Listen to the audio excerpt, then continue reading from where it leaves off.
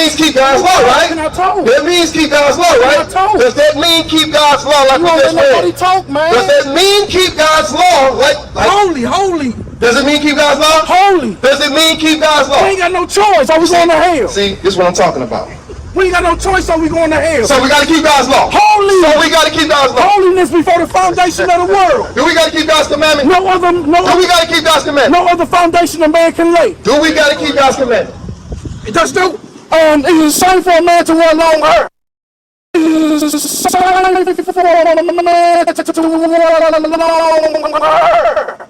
But by us breaking the commandments, this is why we got into slavery. This is why we're in the condition that we're in our neighborhoods. Now Israel, what do the Lord thy God require of thee? But to fear the Lord thy God, to walk in all his ways, and to love him, and to serve the Lord thy God with all thy heart and with all thy soul. To keep the commandments of the Lord. Do what? To keep the commandments of the Lord. So child, by you knowing that you're an Israelite, you gotta start keeping the commandments. To keep the commandments of the Lord. Do what? To keep the commandments of the Lord. To keep the commandments of the Lord. Do what? To keep the commandments all the praises of and the the honor Lord. goes to Yahweh Bahashem, Yahweh Shai Bahashem, Recha Ha Kodash, and double honors to the elder apostles and elder bishops of Great Millstone. Honors as well to you, brethren. Shalom to you, few sisters, and shalom to the hopefully elect. Peace to you. I want to try to do this short video off of a comment that was left by one of the IUIC members concerning faith and works. So I'll just read the comment real quick. The screen channel is at JDuG or G5890. So they say, so faith without works is with a question mark. Don't you need to show your faith, but doing such things that show it? Or is it that I believe in my heart and that's all I need to do? Is it not a balance of both? If you didn't try and keep the any of the commandments but claim faithfulness, I would question your faith, right? Wouldn't you? And it goes on to say, what items did they speak falsely of? Are we not supposed to push the keeping of the commandments? Okay. This cast seems arbitrarily biased to faith alone. Am I seeing this wrong? Okay. Absolutely not. You're not seeing it wrong. Well, you're seeing it wrong because you're not understanding, right, what I was saying. Faith and works go hand in hand. But we're going to go into that a little bit because it is faith that will literally save you, right? And we're going to show you in Mark 12. I'm going to go to Mark 12 and 29. Not at all am I saying not to keep the commandments to the best of your ability, right?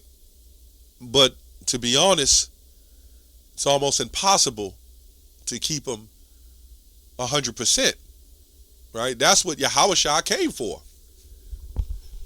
Anyway, it says, and one of the scribes came, having heard them reasoning together, perceiving that he had answered them well, and asked him, which is the first commandment of all, right?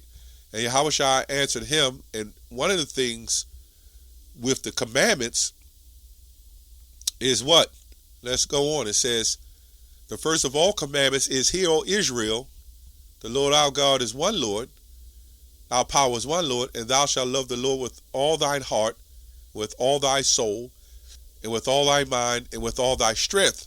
This is the first commandment. Now, you would think that someone who really loves the Lord with all thy soul and all thy strength will call on the name of his God, which is Yahweh, highest power. Now, if you claim we're going to get a new name, do you abandon the old name? I always had that question. You would think somebody who loved the Lord with all their heart, soul, and strength would say you just can't call the Most High whatever you want. With all, you have titles, but when you pray unto him, you could call on Jesus the Christ. I don't know if that's following the first commandment, but it does seem that you're not loving the Lord with all your heart, soul, and strength. So anyway, to go further into the lesson, we can see here this woman from the IUIC. Where do you draw the line, right, of the modest apparel and the curvature of the hips and the shape? Where do you draw the line there? Okay? I know it's long dresses. We know that. And we see plenty of videos with these IUIC women with these big long dresses on, but they still showing curves and they still showing breast. I'm not going to even pull them up just for that reason. I see it all day long when you see the IUIC women. They got cleavage showing. They got breast showing. So where do you draw the line? That's what Yahushua came for the mercies. There's certain things we can't do, and there's things that we can do. So we try to get the brownie points to keep it going because we believe, and that's where faith comes in. Let's get to Hebrews 11:1. Let's see what that says. Hebrews 11:1. Now faith is the substance of things hoped for, but of the evidence of things not seen. For by it the elders obtained a good report. Through faith we understand that the worlds were formed by the word of Yahweh, so that things which are seen were not made of things which do appear. So we have to have basically faith and belief. And I can guarantee you that there's a lot of people, a lot of jakes running around with garments and fringes who don't believe. There's a lot of people who follow the holy days and even calling on a name who don't fully believe. That's why in Matthew 7, he said, many will say, Lord, Lord, but I have not known you.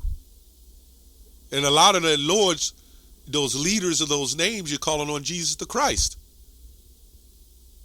The elect will obtain it, right? So you can see Judas and other ones, that betrayed the Lord, the ones that had him hung. I'm pretty sure some of them high priests, those priests that he was cursing out, guess what? They were following the law. They was all about the law. This is why Yahushua died, to bridge that mercy that we need through faith. But this group teaches we're in the new covenant. It's just crazy. In the world today, we're in a new covenant. It's not making sense. Somebody also said, and it's all the women, hey, I love IUIC because you teach you can only have one wife. So they say it's a Greek custom to have more than one wife. Well, we know Rehoboam was doing it, David, Solomon, and many others was doing it. But somehow Bishop Nathaniel says when the kingdom of heaven is established, then we'll have more than one wife. So I guess in the kingdom of heaven, we'll be following Greek traditions. I don't know. This just doesn't make sense. Also, this long hair. These IUIC members are standing here with the long hair. Now, I went in a little commentary on that. Doth not nature itself teach you that a man have long hair is a shame to him? Let's see what it says here. And then we'll get into faith, right? We'll get into another scripture. I don't think I have that comment. Yeah, the Cambridge. It says, the argument from nature must not be pressed. St. Paul speaking of the natural sense of what is fitting in those whom addressed in the early times, the Greeks and the Romans wore long hair. So our people was obviously coming in there practicing having that long hair, right? And the Gauls and the Germans did so. Okay, that's the point. And then this is what Paul said, whether Jew or Greek, you're all one in the Messiah. Why did he say that? Because they were Israelites practicing Greek tradition. The hell doctrines and all that these guys are doing, all Greek tradition, Roman Greek tradition. So the bishop must be blameless. They don't even understand it. That's another video. Somebody left a comment about that. I bring it up all the time.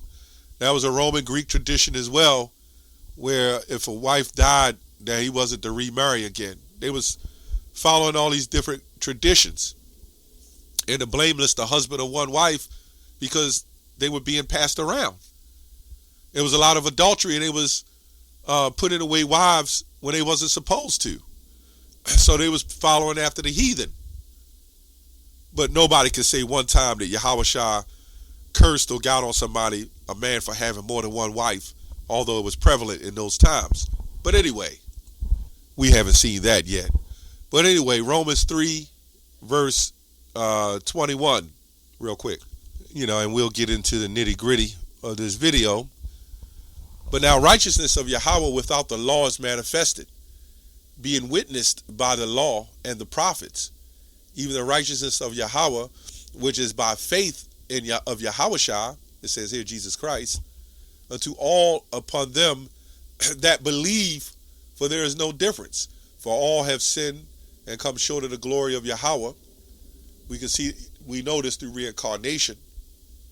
If Yahushua never came back to deliver us or to die for us, we would probably never make up the hell that we've caused in our past lives, for you who believe that, right? Being justified freely by the grace through the redemption that is in Yahushua,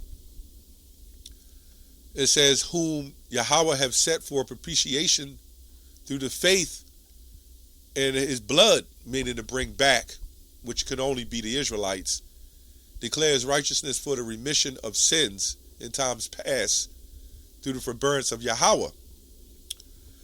It says, where boasting then? Is it excluded by the law of works? Nay, but by the law of faith.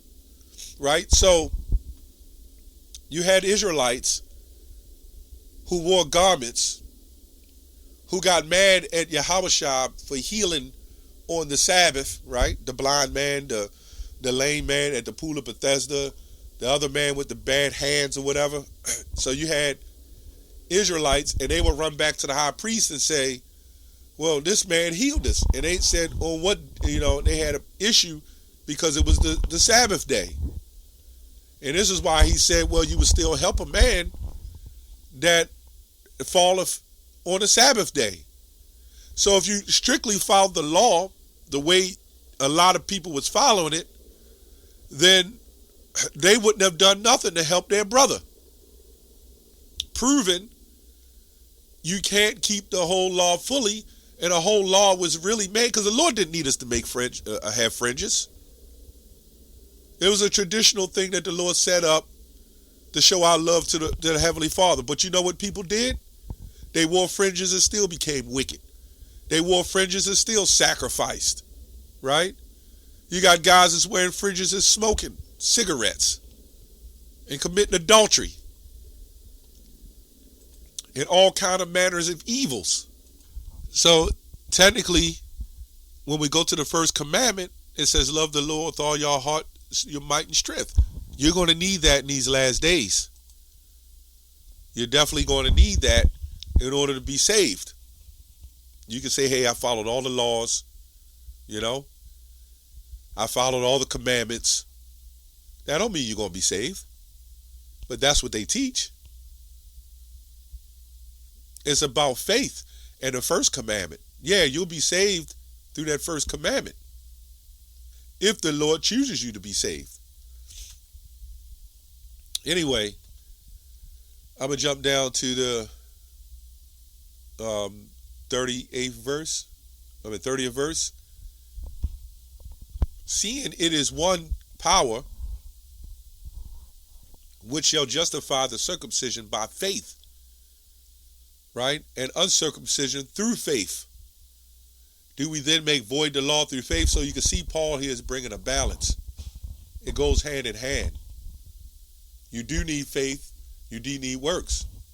But faith is what's technically going to save you, because you got a lot of people doing the works, but they don't have the faith. And if you had the faith, you would do the best of your ability in the works. And the works is not just putting on a garment, right? The works is that's not showing up doing good on the Sabbath day. There's a whole lot of works. Remember, Yahushua said these people say and do, but they don't follow. They speak with their lips and honoreth me with their lips, but their hearts are far from me.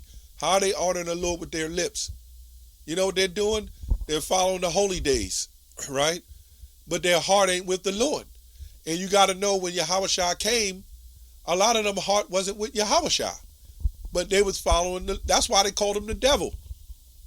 Because in the law, it said not to have any other gods, right? So they looked at him as trying to practice another god, when he had to explain to them, my Father only, right?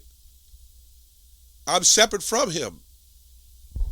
So you must come to me to get to the Father. And you have people today who still have a problem with that. Do we then make void the law through faith? God forbid. Yea. Yahweh forbid. Yea, we establish the law. So you can't go around talking about, hey, I just got faith, but you won't follow the Sabbath. You won't follow the holy days. You know? All that goes hand in hand. The whole point of the video, yes, you want to follow the law, statutes, and commandments. Yes, you want to have faith. But the biggest part is that faith. Because you could follow the law, statutes, and commandments, but when Revelation 2 and 10 come and that mark comes, right, we'll see where your mindset is then. Will you need faith?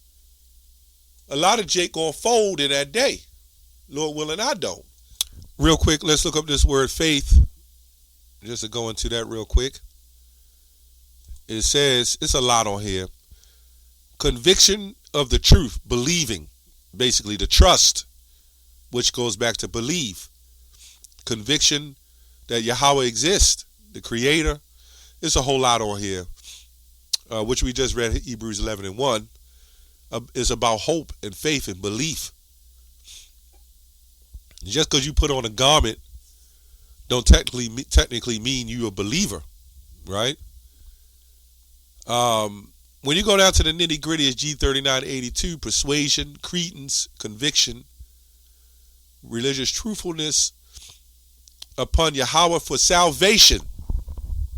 So the IUIC teaches in a nutshell that, let me go to G39.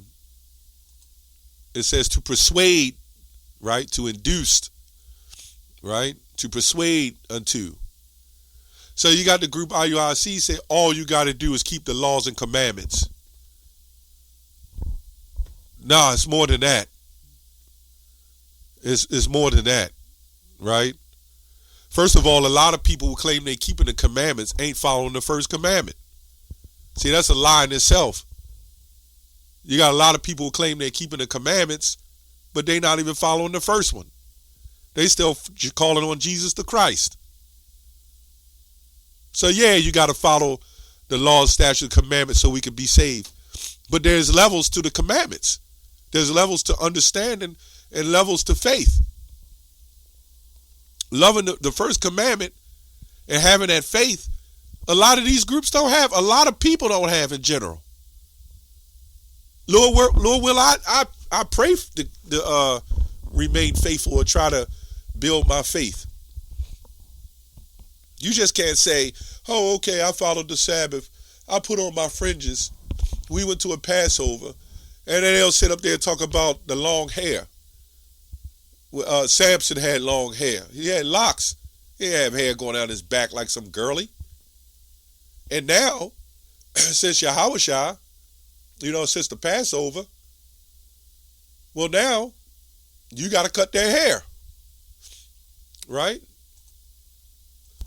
You got to now cut that hair. You can't have that hair going all the way down your back. And then when Paul did it, and then you had to sacrifice, when you had to cut off your hair, you had to bring that to the temples as presenting your body as a sacrifice for that. Well, your hair. You guys ain't shaving your hair off before going to the temple, before doing your Passover. I guarantee it. So the whole point is, how are these guys loving the Lord, following the first commandment, if there's even an inkling in their mind to say, hey, I'm not supposed to have long hair. Why would they do it? Their leaders don't. I don't see Bishop Nathaniel and Elder, whatever, I don't know his name, Yawasop, Elder Yawasop, and Deacon Asaph, and all the high men of that congregation. They don't have that long hair, but they allow these young men to do it. So we can see they twist the Bible. You can call the name whatever you want. You can have long hair if you want. Wear the new covenant. You can call the Lord whatever you know. It's just all madness, you know. Anyway, that's all I have on that. Shalom.